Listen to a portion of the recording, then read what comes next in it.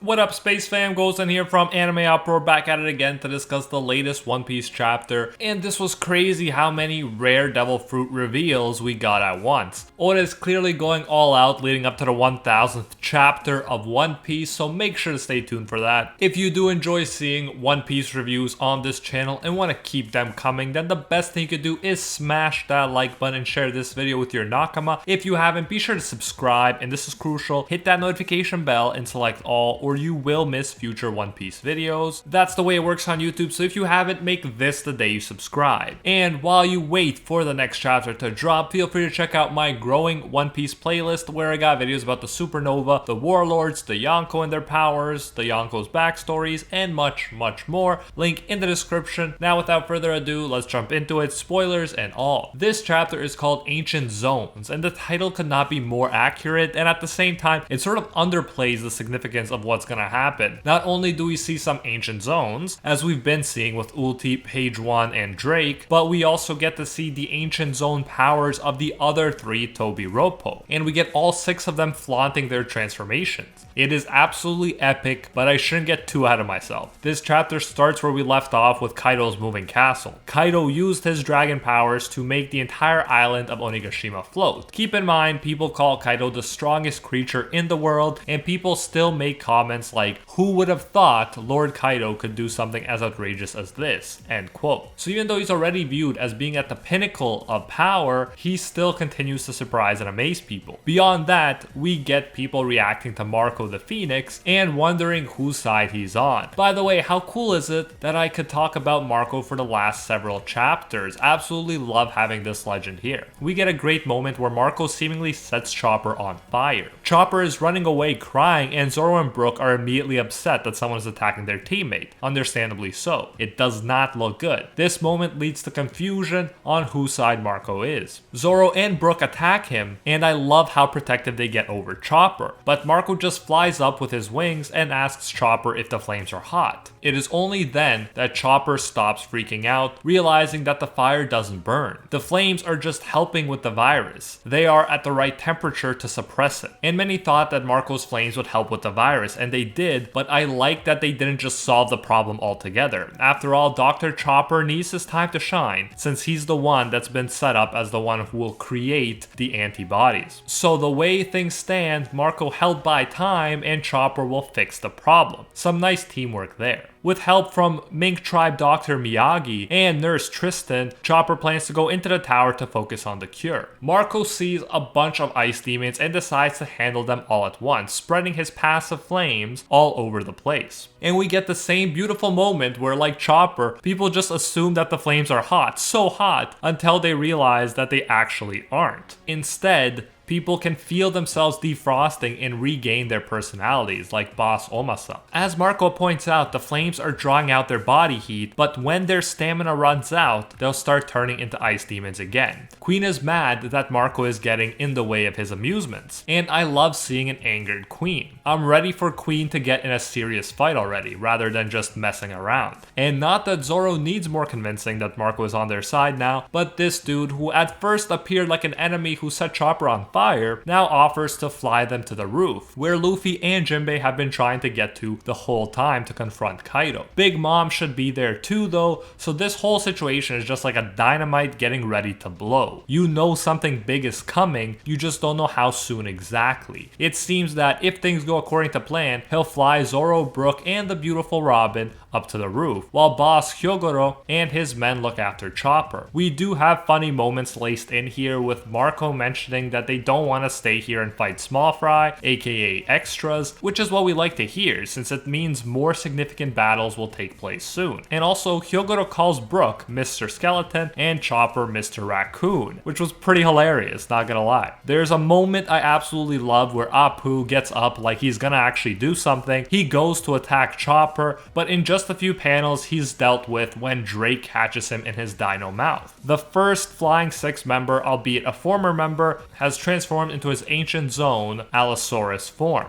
And in this chapter, all the other Flying Six members, aka the Tobiropo, are gonna follow suit too. Now it seems super clear to anyone what side Drake is on, and Drake tells Zoro to leave this floor to him. Zoro is now convinced too and laughs, saying that Drake is smarter than he looks because he's aligned himself with the winning side. Gotta love cocky Zoro, who says such things when they still have two Yonko and many more powerful opponents to take out. We then jump to Jinbei and Luffy wondering about Sanji, and I absolutely love this moment. They don't think that a woman got him, but that he sensed the presence of a strong enemy and decided to stop them on the 3rd floor. And Luffy says, and I quote, "I see. Seems like my observation hockey still needs work," end quote. That just might be the funniest moment of the chapter for me. Then Jinbei says that it looks like one of them will have to stay on this floor, suggesting that there are very powerful opponents here. We see feline shadows, suggesting it's Cat Batman of the Flying Six himself, but for now we move on to Frankie. I'm actually worried about Frankie since he has to go up against Sasaki, the guy that was suggested to be one of the strongest of the Flying Six and a potential all-star candidate. Now we finally see Sasaki's form, which is that of a Triceratops, and when I saw this, I had a nostalgic moment because it reminded me of the Land Before Time. But this Triceratops is less friendly and more deadly, again making me question why Denjiro left him alive so he could join the battle later. Sasaki tells Frankie to give up and says that dinosaurs are the strongest creatures to have ever lived. And that statement makes me want to say that dragons should be the strongest creatures, but then maybe he's not counting mythical beings like dragons and phoenixes, or maybe dragons count as dinosaurs, since every time we're introduced to a dinosaur, they are classified as having a dragon fruit with a specific dinosaur model. Could just be a translation thing from Japanese to English, but it still made me stop and think. Nevertheless, these ancient zones are definitely top tier zone users. In the meantime, Sanji is trying to run from the ladies. And man, I love Sanji. They don't let him run away, and we see Black Maria transform into a giant spider. It is an ancient zone spider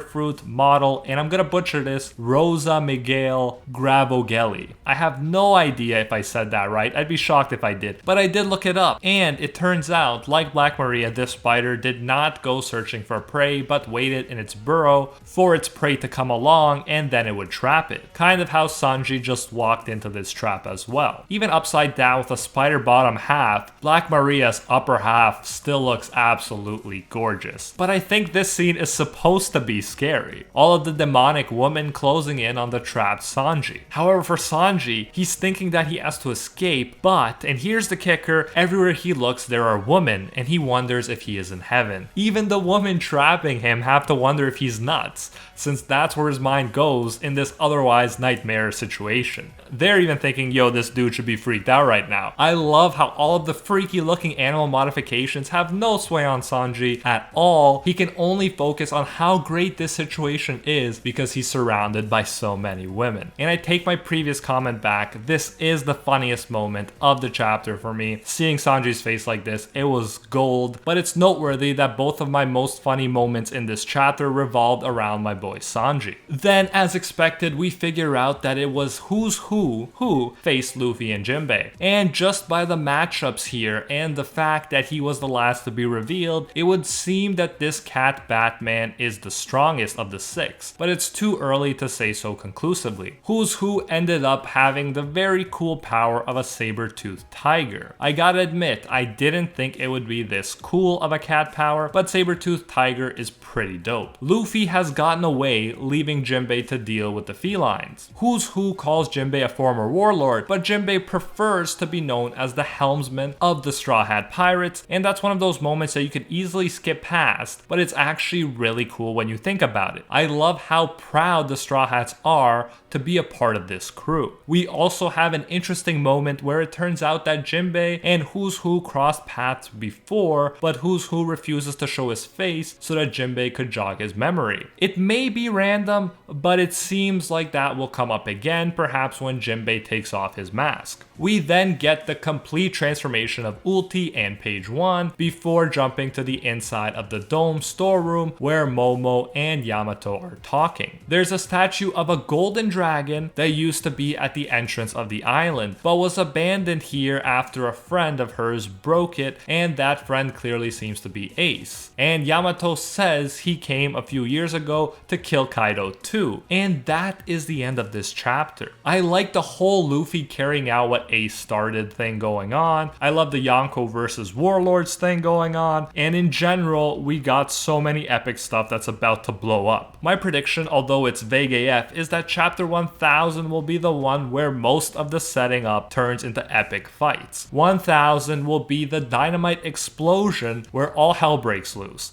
Nevertheless, these lead up chapters have been great in their own right, and this one was not only hilarious, but we got so many reveals about these epic ancient zone powers. You gotta love it. As always, let me know your thoughts on this chapter below and what you expect to see happening next. If you did enjoy this review and want to keep the One Piece reviews coming, then the best thing you can do is smash that like button and share this video with your nakama. If you haven't, be sure to subscribe, and this is crucial. Hit that notification bell and select all, or you will miss future One Piece videos. Make this the day you subscribe if you haven't already, and while you wait for the next chapter to drop, feel free to check out my growing One Piece playlist where I got videos about the Supernova, the Warlords, the Yonko, and much, much more. Link to those are in the description. And I especially want to thank the patron squad over on Patreon and here on YouTube who help make videos like this one possible. First and foremost, I want to thank the patron of legend, the one acknowledged by Lord Twigo himself,